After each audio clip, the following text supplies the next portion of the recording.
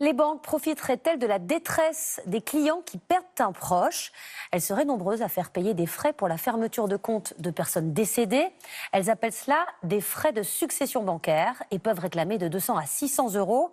L'œil du 20h a mené l'enquête. Lorraine Gublin, Julien Nény et Laurent Desbois. Bien choisir sa banque, c'est parfois un casse-tête. Il faut comparer tous les tarifs, carte bleue, découvert, retrait, mais on pense rarement à vérifier les frais dits de succession. Car oui, la banque prélève des frais même après la mort. Florence Mayer est triste et en colère. En juin dernier, elle perd brutalement sa petite sœur et découvre au moment de fermer ses comptes que la banque prélèvera 518 euros de commission. On arrivait à 518 euros pour juste 25 000 euros d'économie, parce que c'est tout ce qu'elle avait. Pour moi, le montant est faramineux et c'est complètement hallucinant.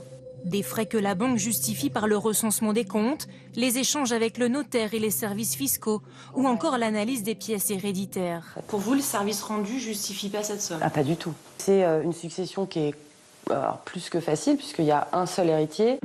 Ces frais sont souvent évalués en fonction du montant laissé par le défunt sur son compte. Ils peuvent varier du simple au triple selon les banques. Ceci à comparer les tarifs d'une centaine d'établissements. Les frais de succession peuvent aller de 150 à 525 euros pour 30 000 euros laissés à son décès. Des tarifs qui se sont envolés ces 5 dernières années, plus 114% pour le LCL en ligne, plus 275% pour la Massif. Ces frais sont-ils légaux? Oui, répond cet avocat, mais ils ne sont pas encadrés. Sur ce point-là, il y a un vide juridique. C'est-à-dire qu'on a eu toute une série de lois, de décrets qui sont intervenus pour encadrer les frais abusifs, de découvert, toutes ces choses-là. Mais rien n'est intervenu concernant cette situation particulière du décès du titulaire du compte. Comment les banques justifient-elles de tels montants? Les situations familiales sont de plus en plus complexes.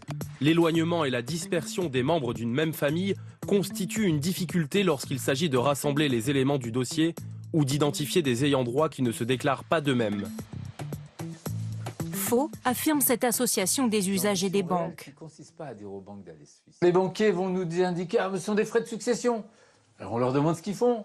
Ils sont bien incapables de nous l'indiquer. En fait, rien ne justifie de tels tarifs tels qu'ils les pratiquent. Ils se contentent de clôturer un compte et d'envoyer l'argent au notaire ou à un des héritiers. L'association estime que ces frais de succession rapportent plus de 100 millions d'euros par an aux banques.